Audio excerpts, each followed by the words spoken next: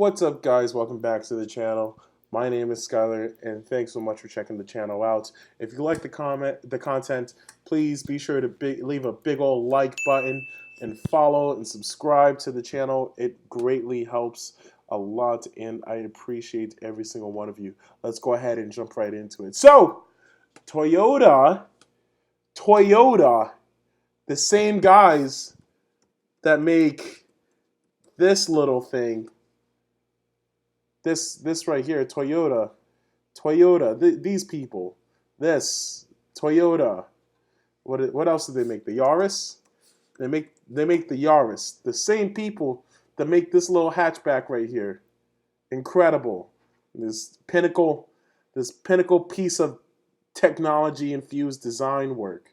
This or this little ad. It's going for 17,000 apparently. Toyota, of all companies, makes a big bet on secretive flying taxi startup Joby Aviation. And so what we'll do is that we're going to go through the article first, and then after that, I'll give you guys kind of like my comments on what I think about just taxi aviation in general. I think it's a great idea, but bear with me. I got some ideas about it. Joby Aviation, a California-based aerospace company that has been working on electric aircrafts for over a decade, just closed its latest round of financing with $590 million in venture capital funding and a new major partner. You know, I think the taxi cab service is a pinnacle in human industry. You know, in order for me to get from one place to another, and I don't want to use my car, I just want to go have a good night out. You know, I had a couple of drinks. I just want to get back to the crib. You know, I don't want to get a DUI. I don't want to drunk drive.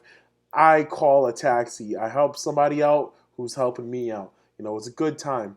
Now, there's been a lot of cases, specifically Uber and Lyft, where people have been getting sexually abused, harassed, both the driver and the passenger, just by taking a cab. I never thought that there'd be so much in taking a cab, but there's a whole bunch to it. You know, there's a whole bunch of social cues that people tend to miss out on when you're taking a cab. Like there's like a justice system almost. Now imagine getting sexually harassed in a helicopter. Not only a helicopter, but an electric helicopter. I'm not saying that you would get sexually harassed, but, with all the news media that's been happening on, I'm a Lyft driver too. I drive Lyft on the weekends. With all the media that's been going on about sexual harassment in these taxi cabs, not just Uber and Lyft, I'm just saying it's what's most prevalent. Imagine getting touched a little funny on a helicopter. That's all I got to say. I think the taxi cab industry moving over into aviation is a great idea. But I'm not going to let just some average Schmo Joe drive me around in a floating device with my life literally in their hands where they've had a little bit too much to drink and I'm flying into a tree. It's so innovative, and it's too innovative. We're just not ready for it. I really do believe that we're just not ready for it. Toyota will work with Joby to design and build a fleet of vertical takeoff and landing aircraft for use in a ride-hailing service. The Japanese auto giant was part of a previous Joby funding round that closed in 2018, helping the secretive startup raise $100 million. They started with $100 million flat. Obviously, Toyota liked what it saw because it stepped up to lead this latest round of fundraising, bringing Joby's total raise to $720 million. It's a great idea. I love it, and I love the fact that it's electric. It's bad enough that we're using so much fossil fuel. An electric helicopter, that is awesome. But you know what? I can't even trust a Tesla to take me all the way when I'm traveling. That thing shuts down. It stops. It goes off the road, and then from there you can't even move it. And in the area that I live in, I don't live next to any batteries. I don't live next to chargers. So I have to get the Tesla towed to other places in order to just get a charge. That's if I didn't get it charged in time. Bad enough, I'm running on fumes whenever I'm close to empty. But I can at least get a couple of extra miles, push it heavy to the metal, get me over to a gas station, and then from there I can go fill up real quick. It's an easy gig. But that's $20 versus trying to find a power station when there's not a power station in your area for about 200 miles. There's maybe there's one odd power station right next to a Walmart for all places. We have a Whole Foods here, and there's a power station next to a Walmart. And this is one of the most ghettoest WalMarts there could be in the city.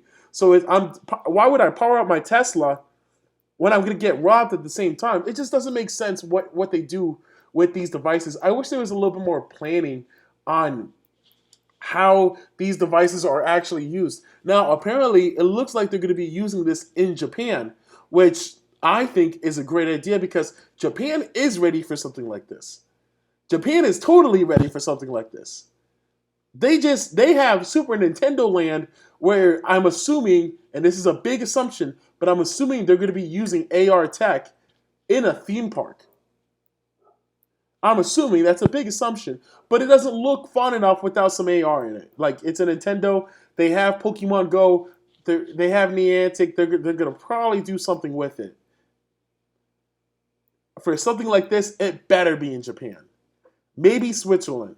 I can see it being a thing in Switzerland too, but most people, like most of the Swiss, have their own private planes, so they're not necessarily worried about it. Like I said, this is a great idea, and apparently it could reach a top speed of 200 miles an hour and travel 150 miles on a single charge, and it's 100 times quieter than a conventional aircraft. That's not bad that it can go up to 200 miles an hour and can travel up to 150 miles on a single charge. That's pretty good. But you know what? 100 times quieter than a conventional aircraft. Me yelling is 100 times quieter than a conventional aircraft. I'm very presumptuous as to how this type of vehicle is actually gonna work in the market.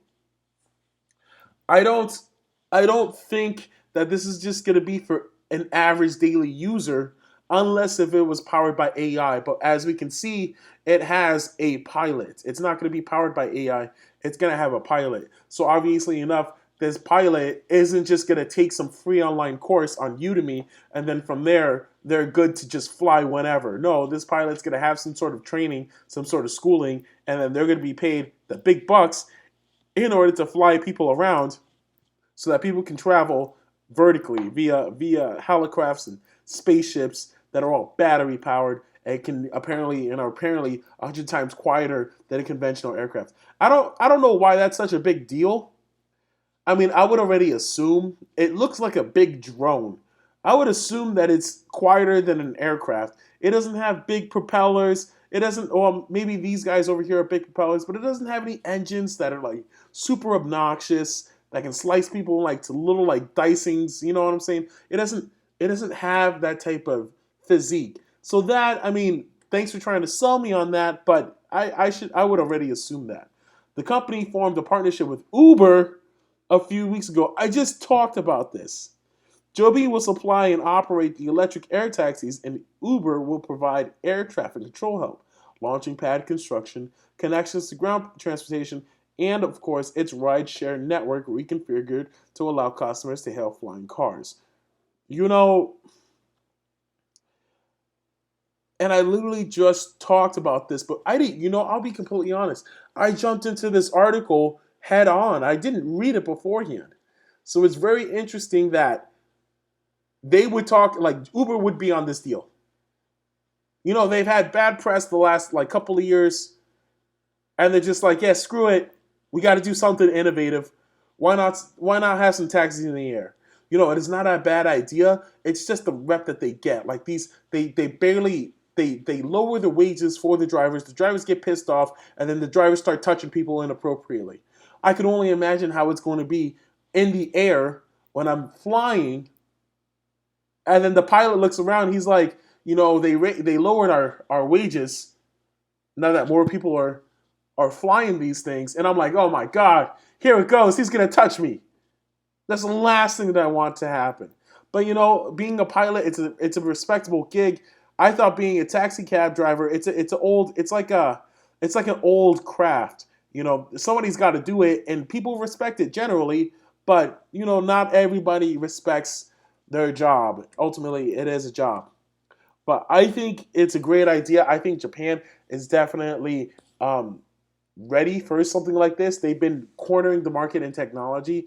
Japan, China, they've been cornering the market in technology. We have too, but we're a little bit more closed off. It's not like anybody can just walk into, you know, Los Angeles or California and see all the coolest tech.